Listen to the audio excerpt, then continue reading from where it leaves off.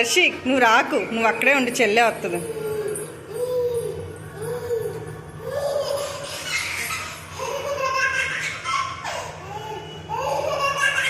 బూచి అని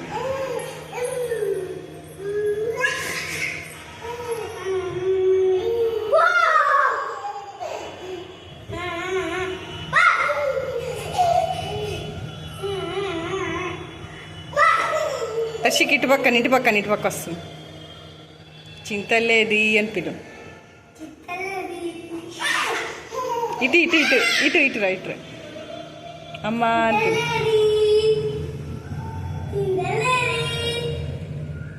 పిలు. చింతల్లి నువ్వు ఇట్రా, అది వస్తుంది.